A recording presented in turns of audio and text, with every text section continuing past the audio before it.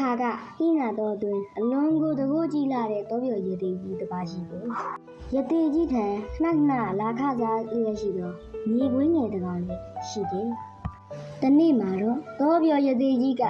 မြေခွင်းငယ်အားဟေ့မြေခွင်းငယ်တင်ချင်းတဲ့တကောင်ဖြစ်ချင်ပါလို့ထိုအခါမြေခွင်းကဝမ်းမြောက်ကြောင်းပါဗျာဟုကျင်နာစွာဖြင့်ပြန်ဖြေဆို၏အေးကောင်းပြီဒါဆိုငါ့ကန္နာကိုတော့၍တင့်အားချင်းတဲ့တကောင်ဖြစ်ဖန်ဆင်းပေးမည်ဟုရသေးကြီးကဆိုကဂါရာကိုမန်းဒီနဲ့ပြိုင်နေချက်ချင်းချင်းသေးကြီးတကောင်ဖြစ်သွားလေတော့သည်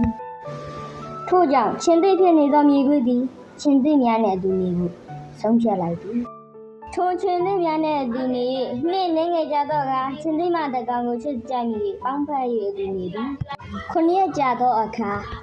ချင်းသေးမှသည်သူ၏ယောက်ျားဖြစ်သည့်ချင်းသေးမှမြေခွေးမူခြင်းမြေသာနေလေးရှိတာကြောင့်တန်ရဝင်လာသည်ထို့ကြောင့်多表也得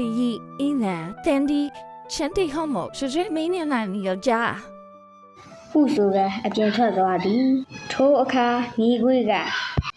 ငါသည်ချင်းသိမဟုတ်မြေခွေးတကောင်သားဖြစ်သည်ရသေးကြီးသည်လိန်ညာ၍မပြောမှန်တိုင်းပြောမိများသိကြသည်ထို့ကြောင့်သူအပြေမှန်မပြောမီဥစွာတက်ကမီဟုဆိုလျက်အနောက်ပါလိုက်လာလေတော့သည်ထို့သို့လာနေသည်ကိုရသေးကြီးလည်းကြိုသိထို့ကြောင့်ရုံမာလာသောမြေခွေးရောက်လာသည်နှင့်တွေ့ပြိုင်နှင့်ရသေးကြီးသည်ဟေးမြေခွေဘာကိစ္စရှိလို့လဲထို့ကြောင့်မြေခွေးတကောင်ပြန်ဖြစ်သွားလေတော့သည်